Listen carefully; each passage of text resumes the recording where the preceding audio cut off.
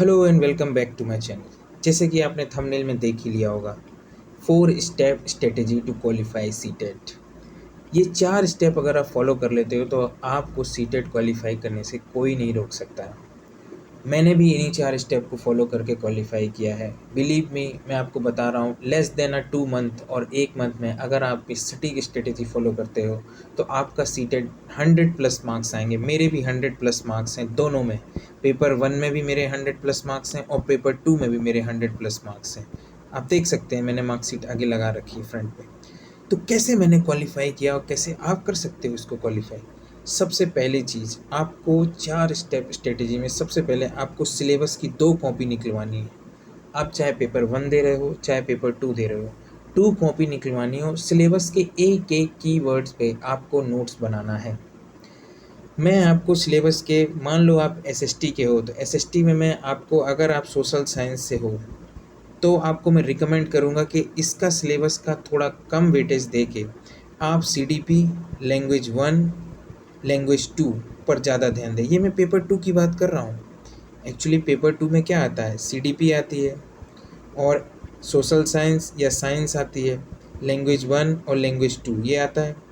इसमें से सीडीपी को आप एक बार तैयार करेंगे तो आप अगर दोनों पेपर दे रहे हैं, पेपर 1 पेपर 2, तो वो दोनों के लिए ही हो जाएगी।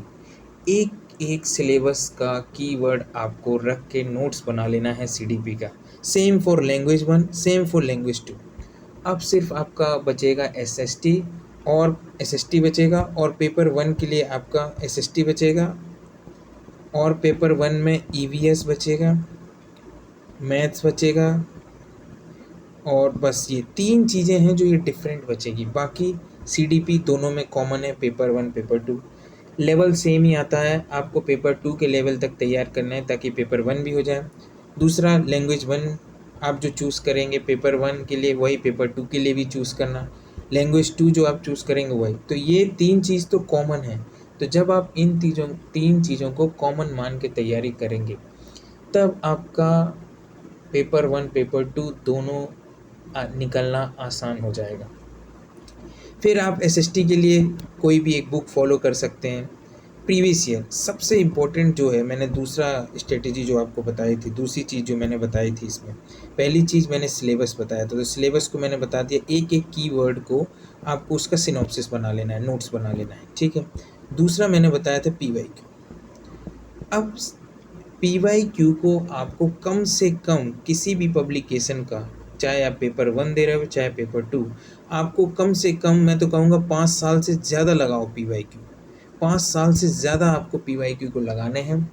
और ख़ास करके लोगों को बहुत दिक्कत जाती है एसएसटी में, तो एसएसटी के आपको पीवाईक्यू ही लगाने हो। पीवाईक्यू से समझना है कि कैसे पूछता है, ठीक है।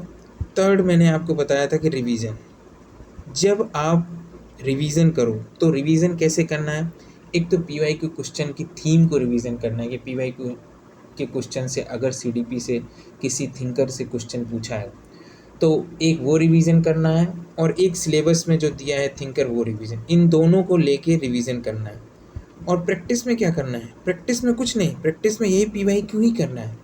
बस अगर आप ये 4 चीज़ें फॉलो कर लेते हो तो आपका 100% है कि आपका सीटेट निकल जाएगा। बहुत सारे लोग हैं जो ये वाला मिस कर देते हैं, पीवाईक्यू वाला। मैं आपको गारंटी दे रहा हूँ, अगर आपने ये पीवाईक्यू वाला मिस नहीं किया और ये रिवीजन वाला मिस नहीं किया तो आपके 90+ मार्क्स कहीं नहीं गए।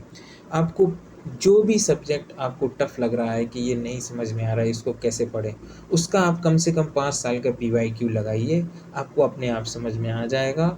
और आप फिर उसके बाद उसके सिलेबस को पढ़िए। अगर नहीं समझ में आ रहा है ऐसे भी कर सकते हो, पहले उसका पीवाईक्यू लगा लो फिर उसके सिलेबस को पढ़ो। और पीवाईक्यू ऐसी बुक लेना जिसमें उसका एक्सप्लेनेशन भी हो, ताकि आपको ईज़िली हो उसको गेट थ्रू करने में।